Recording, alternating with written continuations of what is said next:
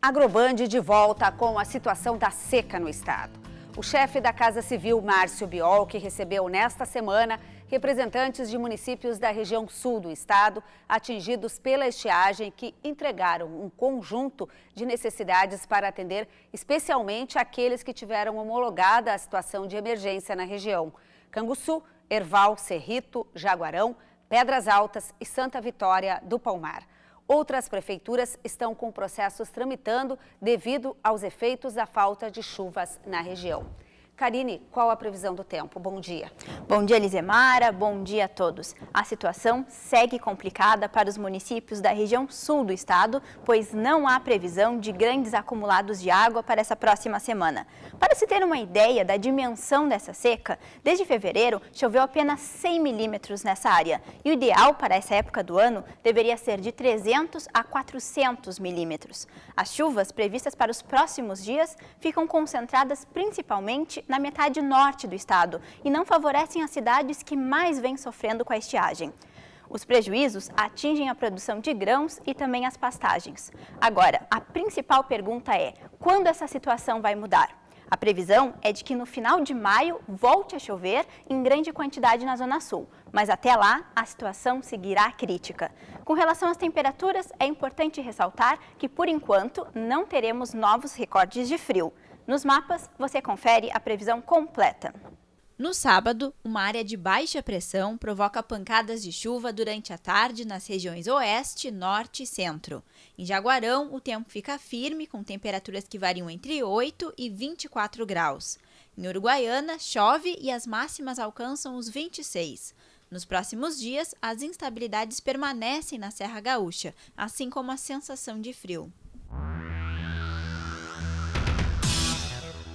Na cerimônia de apresentação do Plano Nacional de Defesa Agropecuária, foi assinado o decreto que formaliza a abrangência territorial do Mato Piba, região formada por Tocantins e parte do Maranhão, Piauí e Bahia. É a chamada Nova Fronteira Agrícola Brasileira. Em todos estes estados, há gaúchos que saíram do Rio Grande do Sul para cultivar lavouras e investir em pecuária e espalhar ainda mais a cultura característica do sul das Américas. Em março deste ano, o repórter Felipe Peixoto viajou ao Uruguai para mostrar um pouco das tradições praticadas na chamada Pátria Gaúcha. Vamos acompanhar a reportagem. Uruguaios, brasileiros e argentinos se unem para celebrar uma tradição que nasceu há 300 anos no meio do campo. Os gaúchos dos três países se identificam por costumes em comum, como o hábito de tomar chimarrão. Este uruguaio diz que é normal saborear o mate a qualquer hora do dia. De tarde e de noite. A festa da Pátria Gaúcha ocorre em Taquarembó, no Uruguai, a 120 quilômetros da fronteira com o sul do Brasil. Aqui surgiu a amizade entre Fábio, do Rio Grande do Sul, e Carlos, de Montevidéu. O uruguaio conta que tudo começou quando o amigo pediu água quente para o chimarrão. Água caliente aí. E mesmo com idiomas diferentes, eles se entendem muito bem. Eu nem digo mais português e espanhol, assim, é um portunhol. Muitos visitantes andam a cavalo pelo parque. Até esta garotinha se arrisca na montaria. Este animal se perdeu do dono, mas foi logo acalmado por um menino que agiu rápido por companheirismo. É um companheirismo. As provas com cavalos estão entre as atividades mais prestigiadas. Nas gineteadas, peões encaram o desafio de montar cavalos que ainda não foram domados. Este participante explica que é preciso força para não ser derrubado. É que tem a força necessária. Mas a tradicional prova campeira também pode ser perigosa. Veja esta queda, onde o competidor e o cavalo caem juntos. O rapaz foi retirado de ambulância, mas sofreu apenas ferimentos leves. Que pena, hein? Na plateia, encontramos Alfredo, de 87 anos, que quando jovem participava de gineteadas e adorava, apesar dos riscos. Me gostava. Agora nós estamos diante de um típico churrasco uruguaio, que é um pouco diferente do brasileiro. Eles não usam espetos. Toda a carne é distribuída em telas. Aqui eles chamam o churrasco de parrijada. A carne assa na grelha com o calor da brasa do carvão, que a todo momento precisa ser remanejada com o auxílio de uma pá. A culinária é uma das peculiaridades da festa. Tem até disputa de pratos com direito a julgamento. Hilda fez uma receita antiga que aprendeu com a mãe, estofado do campo, preparado com carne de ovelha e batatas. Fim de semana sempre se fazia uma comida especial lá. Os costumes encantaram a advogada inglesa que está viajando pela América do Sul.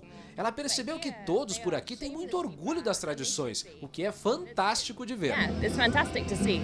Os uruguaios, famosos pela hospitalidade, até admitem que tratam bem os argentinos, mas Simpatizamos mais com os brasileiros. assim ficou fácil para esta família do Rio Grande do Sul se sentir em casa. Cada vez estamos mais urbanizados, né? E quando chegamos aqui a gente volta no tempo e se fascina com essa coisa simples do homem do campo, o jeito de falar, de receber. Estar sempre a serviço do outro é uma característica do povo dos Pampas, segundo o coordenador do evento, que também garante que por aqui a palavra vale o mesmo que um documento. De sua palavra é um documento. Esta é a réplica de um quarto para mostrar como as famílias dessa região viviam há 200 anos. Essa aqui é a cama dos pais, tem a cama dos filhos e toda a história resgatada recuperando as moradias de época. Olha só que interessante esse material construtivo. Essa casa é feita de barro e o telhado de palha. Cercas com tiras de couro também ilustram o modo de viver do antigo homem do campo. E a pele do animal serve até hoje de matéria-prima para o artesanato do gaúcho. Trançando tiras de couro cru, os guasqueiros, como são chamados estes artesãos, fazem peças de beleza única. Milton revela que alguns trabalhos levam até 6 meses para ficarem prontos. Que lleva muito tempo. Estes relhos valem R$3.000 cada. Marcelo, um dos artesãos mais premiados do Uruguai, diz que a técnica é tão variada que se passa a vida inteira aprendendo, até a hora da morte. Lleva a vida, uno se muere aprendendo. A festa dura 5 dias e reúne em média 70.000 visitantes. Como não há hospedagem para todos, muitos acampam nas áreas de estacionamento do parque, o que não é problema para o caminhoneiro Alex, que diz aproveitar para conviver com a família. Disfruta da família, disfrutamos nós. A noite é a música que une os gaúchos de todas as partes. É gosto poder receber vocês no nosso Uruguai. Nossos vizinhos até cantam junto às composições de Joca Martins, cantor brasileiro convidado para se apresentar no festival.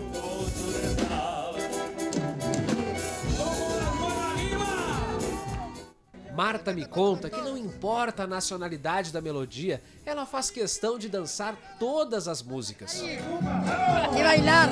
Foi quando percebi que ela estava desacompanhada. E como gaúcho, que também sou, não pude deixá-la sozinha.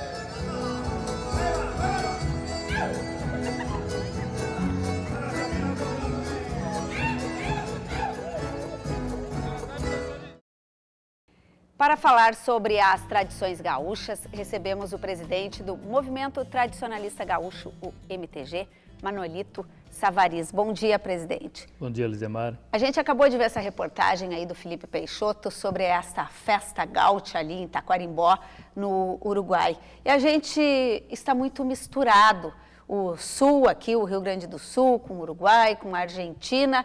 E agora temos, inclusive, o reconhecimento dessa nova fronteira agrícola do Brasil mais ao norte. E o gaúcho anda por tudo com a sua tradição. Como é que a gente consegue ser tão forte com essa tradição levada tão longe? Bom, primeiro tem que reconhecer que o gaúcho é um tipo cultural. É um tipo humano que se caracteriza pelo aspecto cultural da sua atividade. Que ele não tem uma cor, não tem um tamanho, não tem uma raça, não tem nenhuma língua definida. Ele tem características culturais que o desenham, né? Esse é o gaúcho. Então nós vamos ter o gaúcho na Argentina, no Uruguai, no Brasil, especialmente em Rio Grande do Sul, mas nós temos gaúchos espalhados pelo Brasil inteiro. Prova disso que a gente tem centenas de CTGs. No Uruguai não é muito diferente, só que lá eles não chamam de Centro de Tradições Gaúchas, né? Então quem promove a festa da Pátria Gaúcha é uma sociedade crioula. No Uruguai eles chamam de Sociedade Crioula, é o nosso CTG. E a designação dos grupos menores, que nós chamamos de piquetes, aqui No Uruguai chamam de aparcerias. Muda a denominação. Mas o sistema é o A gente mesmo. viu na reportagem eles fazendo a parrijada, que é o churrasco campeiro deles, muda um pouquinho o estilo, mas é tudo a mesma coisa no final, presidente. Existem características diferentes no fazer, mas no fim é o seguinte, é o consumo da carne. Se tu pegar essa questão da culinária, né? O consumo da carne, especialmente a bovina. Claro que tem também a ovina, tem também a bubalina, mas especialmente a carne de gado, né? E a lida do cavalo. Não se entende gaúcho sem cavalo. O gaúcho ele nasce por conta disso, né? A introdução do gado no Rio Grande do Sul, que acontece lá pelos padres jesuítas, 1634, e o cavalo que já andava por aí na Pampa Uruguaia, já tínhamos manadas de cavalos quando chegam os jesuítas, e depois também chegam cavalos com os bois, dão para o gaúcho uma mobilidade fantástica para lidar com o boi. O aspecto econômico, digamos assim, é o boi, tá? É o gado. E o cavalo é ferramenta de trabalho. Sempre foi assim. Então, há uma diferença muito grande entre o cavalo e o boi. Tanto que o gaúcho é o seguinte, Deus me livre falar em comer cavalo.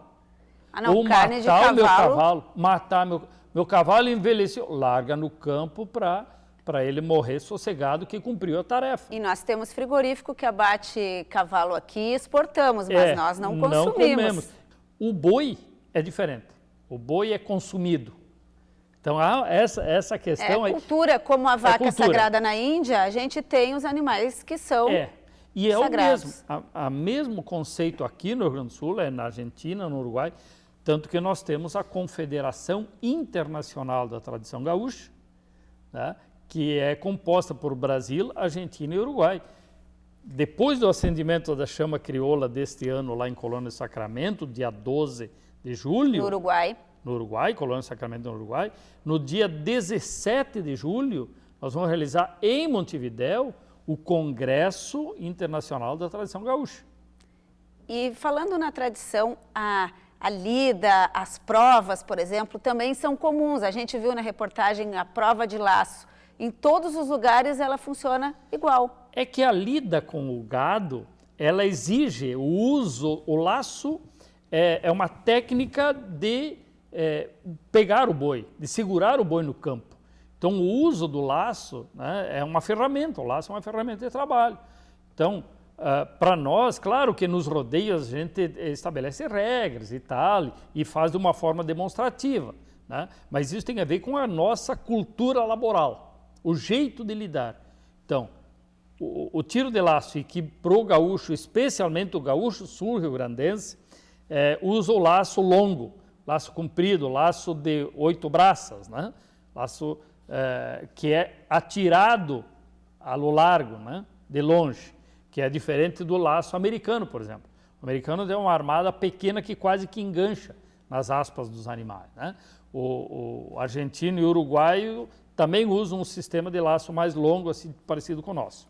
A gineteada, que no Rio Grande do Sul é especialmente em pelo.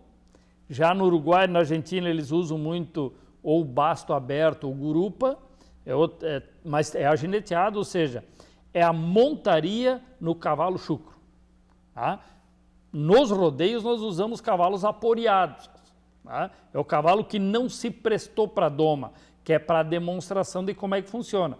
Mas lá no campo, lá na origem campesina, a montaria em cavalo chucro é no sentido de doma do cavalo, para amansar o cavalo. Aí ele vai para a lida campeira. Depois ele vai para a lida campeira. Primeiro tu amansa o animal, depois tu usa ele para atividade. Para a lida campeira ou para o passeio, ou para a cavalgada, para ir da estância até o povoado, para ir para a missa. Muito obrigada ao presidente do MTG, Manuelito Savariz. Vamos puxar nosso pala, porque o inverno vem chegando. Muito obrigada por ter estado aqui no AgroBand conosco. Tomando um bom mate. Com certeza, o chimarrão é a nossa bebida típica.